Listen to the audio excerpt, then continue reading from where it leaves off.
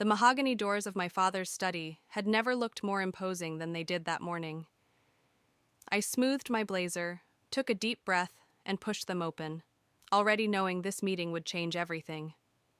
Riley. My father didn't look up from his laptop. Sit.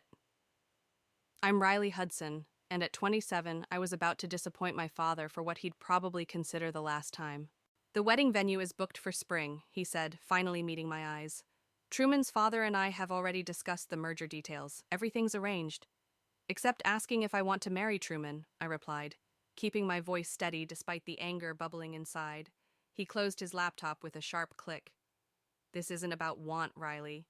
This is about securing both families' futures. The Claytons are... I'm not marrying him, I cut in, and I'm not joining the family business. The silence that followed was deafening. My father's face reddened as he stood, his hands pressed flat against his desk. You've been given everything, and this is how you repay me? By having my own dreams? My own life? Dreams? He laughed coldly. What dreams? That little tech startup idea you keep talking about? You have no experience, no connections. Because you never let me make any. I stood up too, matching his stance. Every internship, every job opportunity, you blocked them all because they weren't part of your plan. My plan was to protect you, to secure your future. No, I said, my voice breaking slightly. Your plan was to control me. He opened a drawer and pulled out an envelope, slapping it onto the desk.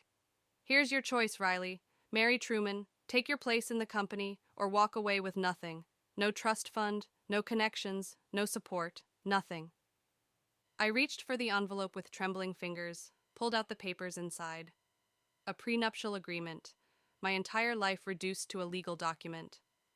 You have until tonight to decide, he said, sitting back down and reopening his laptop.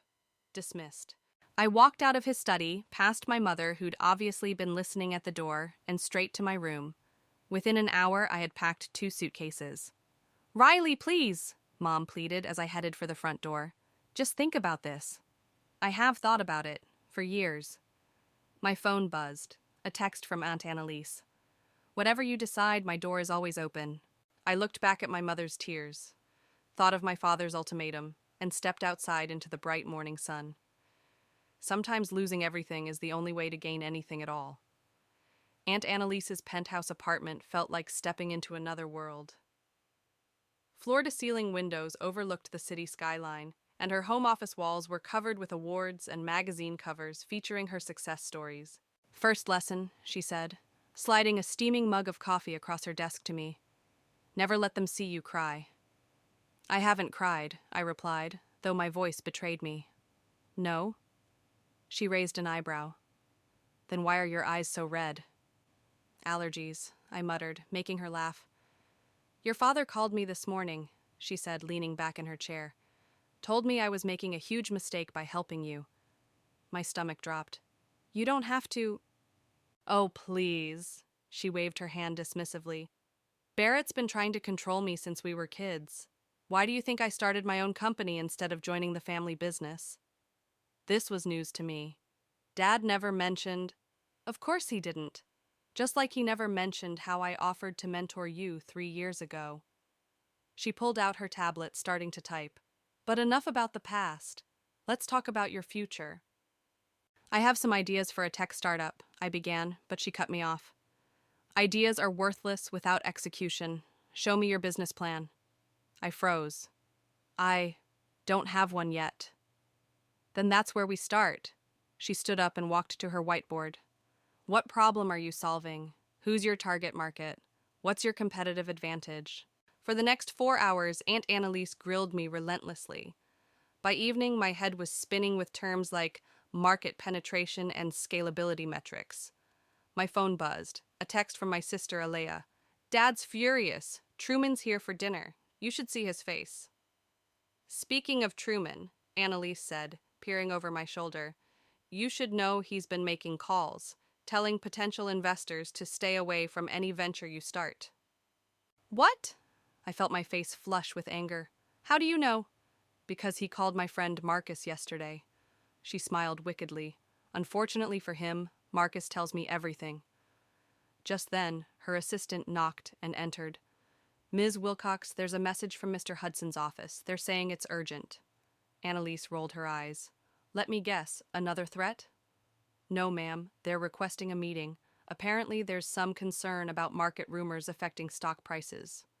I looked at Annalise, who was now grinning like a cat who got the cream. "Second lesson, Riley. Sometimes the best revenge is letting them destroy themselves while you build something better." She turned back to the whiteboard. "Now, about that business plan. I'm sorry, Ms. Hudson, but we'll have to pass." The investor's words felt like ice water down my back. Third rejection this week. "May I ask why?" I kept my voice steady, remembering Aunt Annalise's first lesson. The investor shifted uncomfortably. "Let's just say we've heard concerning things about your background." I knew exactly what, or rather who, he meant. Truman's whisper campaign was working. Walking out of the high-rise building, I nearly collided with someone. "Whoa, careful there," a deep voice said, steadying me. I looked up to see a tall man in a charcoal suit. "Sorry, I wasn't—" "You're Riley Hudson," he said, not a question. "I'm Dorian Roberts. I just sat through your pitch to the board." My cheeks burned. "Oh, well, sorry about wasting your time." "Actually," he fell into step beside me, "I thought your pitch was brilliant. The others are idiots." I stopped walking. "You're just saying that." "I never just say anything." He pulled out a business card. "I've been following your concept for weeks. A platform that connects small businesses with enterprise-level logistics solutions. It's exactly what the market needs." "Then why didn't you speak up in there?" "Politics." He grimaced. "Those old guys are too tied up with traditional players. But I'm not." He gestured to a coffee shop. "Got time for a chat?" Over lattes, Dorian revealed he'd been looking to leave his corporate job and join a startup. "I've got the technical expertise your project needs, plus industry connections that actually matter." "And you're not worried about the rumors?" "You mean the ones your ex-fiancé is spreading?" He laughed. "Please, I did my homework. I know exactly why you left, and I respect it." My phone buzzed. "Aunt Annalise." "Where are you? Emergency meeting. Get here now." "I have to go," I said, standing. "But I'd like to continue this conversation." "Tomorrow?" Dorian suggested. "I'll bring a proper proposal." I rushed to Annalise's office, finding her pacing. "What's wrong?"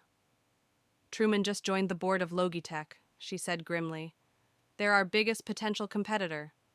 "That's impossible. He knows nothing about logistics." "No, but he knows our entire business plan." She threw a tablet at me.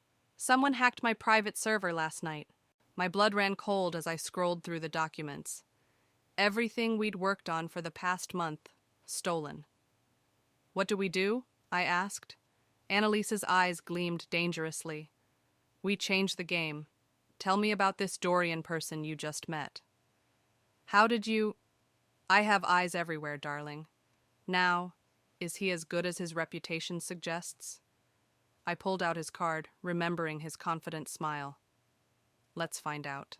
"And that's why SmartLink will revolutionize small business logistics," I concluded, heart pounding as I faced the room of investors.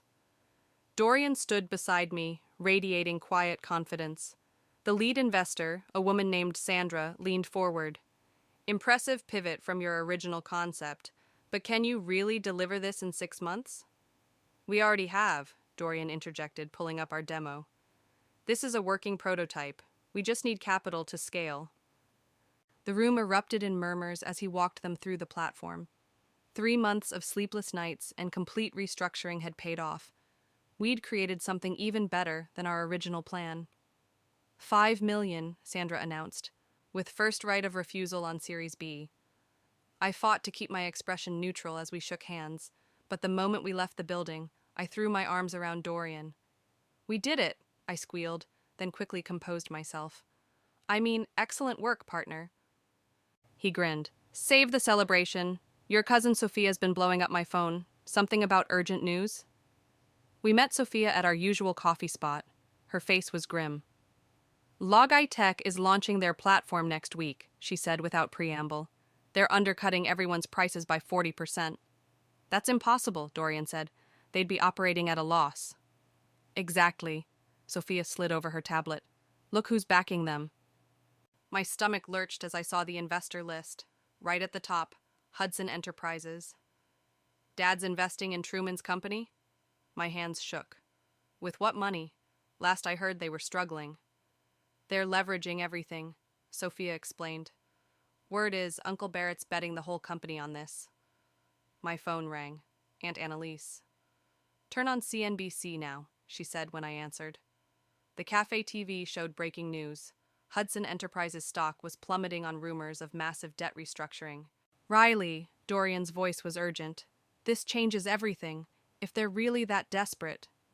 They'll try to crush us before we launch, I finished. We need to move faster. Or, Sophia said slowly, we could wait. Let them burn through their cash reserves with those unsustainable prices. My phone buzzed again. A text from Mom. Your father's not sleeping, barely eating. Please call me. No, I said, surprising myself. We're not waiting. Dorian, call Sandra. Tell her we need the money now.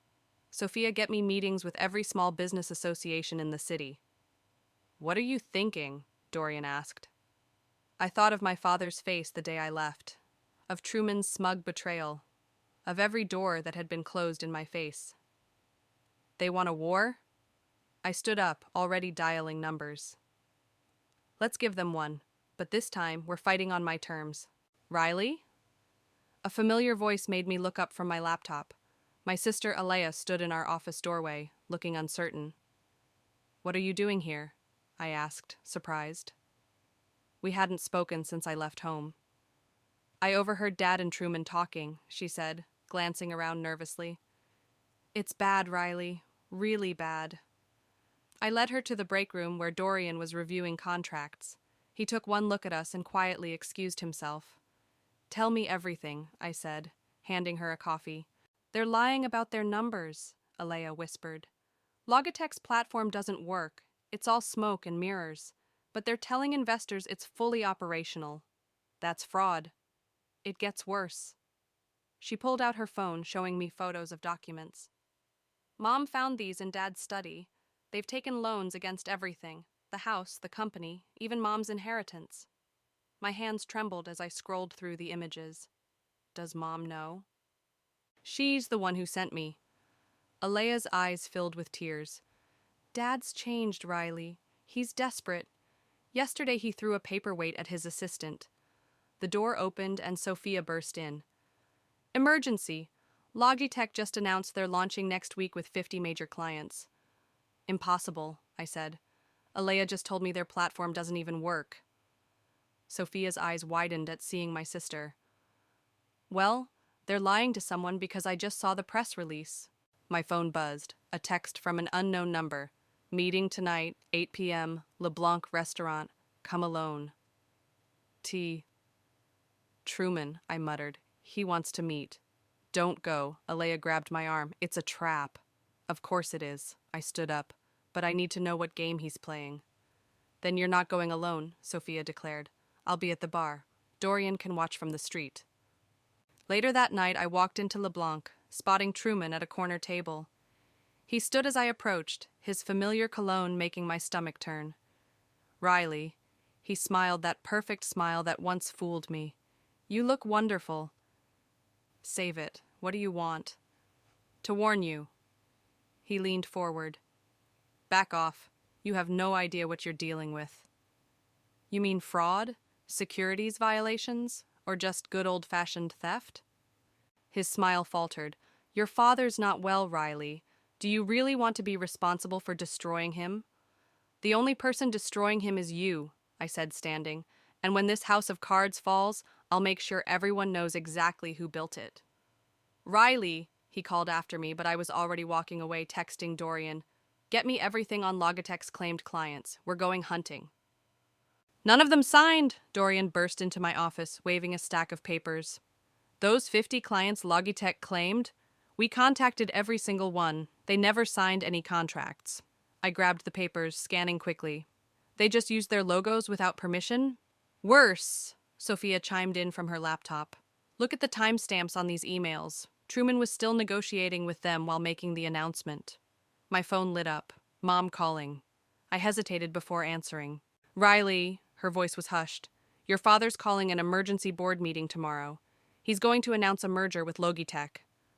What? That makes no sense. It's not a real merger, she said. He's selling everything to them. The company, the assets, all of it. Dorian and Sophia watched as I processed this. Mom, you need to get out of there. Take Alea and... No, she cut me off. I'm done running from his mistakes. I've transferred all my shares to you. You what? Check your email. The paperwork's done. 26% of Hudson Enterprises now belongs to you. I stared at my screen as the documents loaded. Mom, this is... what I should have done years ago. Her voice strengthened. Show them what a Hudson woman can really do. After hanging up, I turned to my team. How fast can we move? Dorian grinned. The platform's ready. We've got 30 genuine clients lined up. And I've got every business reporter in town on speed dial, Sophia added. Good. I pulled up my calendar. Because tomorrow morning we're going to that board meeting. You're going to crash it? Sophia's eyes lit up. No, I smiled. With Mom's shares, I'm now officially invited. We worked through the night, preparing documents, confirming numbers, double-checking every detail. At dawn, Aunt Annalise arrived with fresh coffee and a wicked smile. Ready to take down the patriarchy? She asked, helping me adjust my blazer. Ready to save the company, I corrected, even if it means saving it from itself. My phone buzzed, a text from Alea. Dad just found out about Mom's shares. He's losing it. Be careful. You know, Dorian said, reviewing our presentation one last time. Once this goes public, there's no turning back. Your father might never forgive you. I thought about the years of control, the manipulation, the lies. About Truman's betrayal and my father's blind pride. Some things are more important than forgiveness, I said, gathering my things. Sometimes you have to break something completely before you can rebuild it right. We headed for the elevator, our small army ready for battle.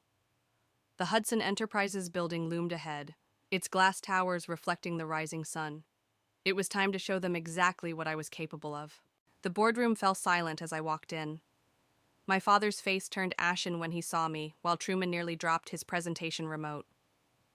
What is she doing here? Dad demanded. As a major shareholder, I said, taking my seat, I have every right to be here. This is ridiculous, Truman sputtered. We're in the middle of... Fraud? I interrupted, nodding to Dorian, who began distributing documents. Let's talk about that. The board members murmured as they reviewed the papers. These allegations are serious, one director said. They're lies. My father slammed his fist on the table. Really? I stood, connecting my laptop to the projector. Because I have signed statements from all 50 clients you claim to have, stating they never agreed to work with Logitech. Truman's face went pale. That's confidential.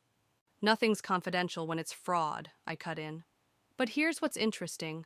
While you were lying to investors, you were also secretly selling off Hudson assets to cover Logitech's losses. The boardroom erupted. Dad tried to speak, but another director shouted him down. There's more, I continued.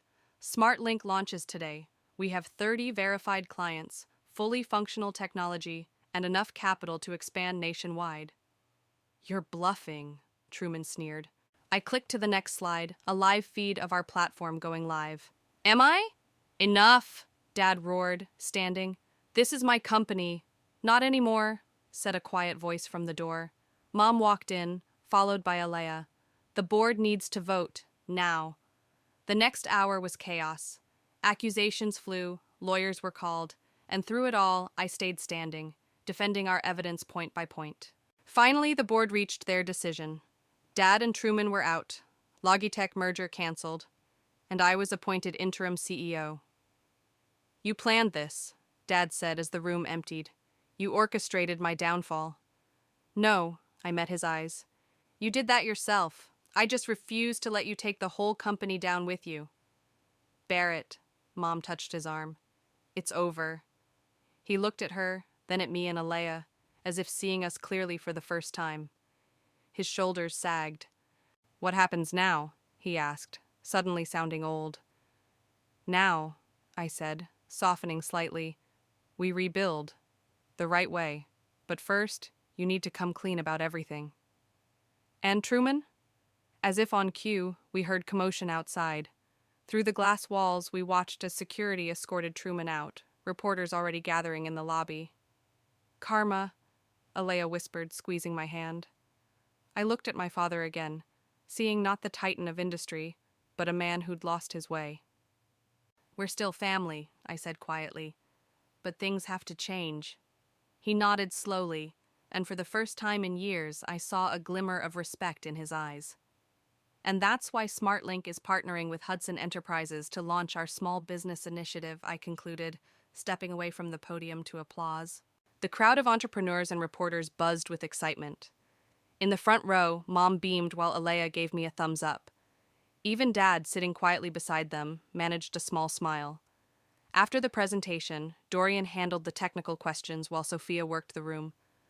I found Dad standing alone by the windows. You didn't have to give me a position on the board, he said without turning around. I didn't do it for you, I replied. Your experience is valuable, as long as you remember you're not in charge anymore. He nodded. Your mother says I'm doing better. The therapy is helping. I know, I can tell. A commotion near the entrance caught our attention. Truman was trying to push past security, his once immaculate appearance now disheveled. You ruined me, he shouted when he spotted me. I lost everything because of you. No, I said calmly as security grabbed him. You lost everything because you chose greed over integrity. As they dragged him out, Dad touched my shoulder. I taught him everything he knew. What does that say about me? It says you have a chance to teach better lessons now. Aunt Annalise approached, champagne in hand. Starting with today's announcement, supporting female entrepreneurs, the old Barrett would never have agreed to that. The old Barrett was an idiot, he admitted, making us both laugh. My phone buzzed. A message from our first small business grant recipient. Just signed my lease. Thank you for believing in me. Riley, Sophia called from across the room. The governor wants to talk about expanding the program statewide. I started to walk away, then turned back to Dad. Coming? He straightened his tie. You don't need my help. No, I agreed, but I'm choosing to ask for it anyway. Understanding passed between us as we joined the others. Mom wrapped an arm around me while Alea excitedly shared social media reactions to our announcement. Dorian caught my eye from across the room, raising his glass with a proud smile. We'd built something remarkable together, not just a successful company, but a way to help others break free from their own limitations. You know what this means? Aunt Annalise whispered in my ear. You've officially outgrown revenge. I watched my family laughing together, saw the excited faces of aspiring entrepreneurs in the crowd, and felt the weight of old anger finally lift from my shoulders. No, I said, smiling. I've just found a better way to succeed.